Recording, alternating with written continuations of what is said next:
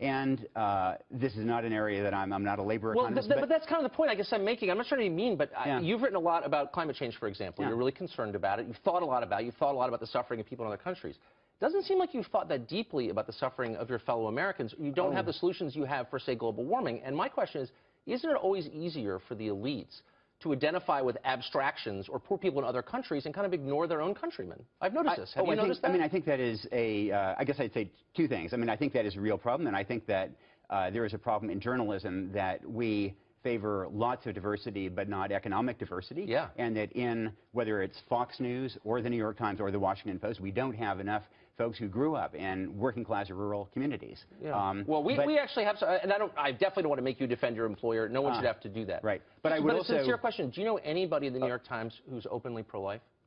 Yes, absolutely. You do? I do. And what percentage would you say are? I don't know. I don't know. But I do, I mean, I would make the point that I've written repeatedly about the working class issues in Yamhill, Oregon.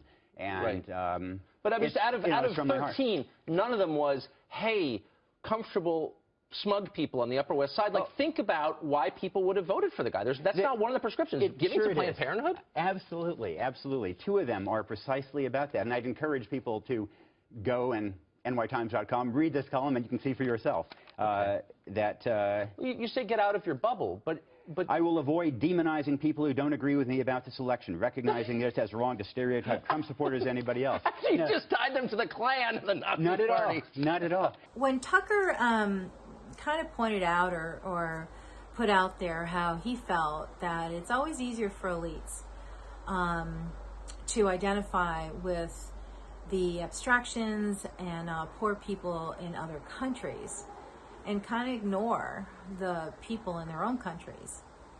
And the gentleman kind of agreed with Tucker. And he said, that news media companies, they don't have enough people who grew up or came from the working class rural communities.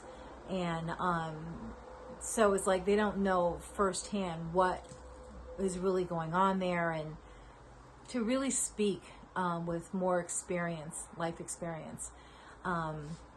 So when Tucker then asked about pro-life, he goes, how about where you work? Is there anyone, in New York Times, is there anyone there who is pro-life? And the guy immediately said yes. And he goes, well, what percentage? And the guy couldn't really answer. And the first thing that came to my mind was that when he was asked that question, he just said yes, because that's an obvious question that you don't want to go down a rabbit hole of, why is that, right? So when Tucker asked him for a percentage, he didn't know.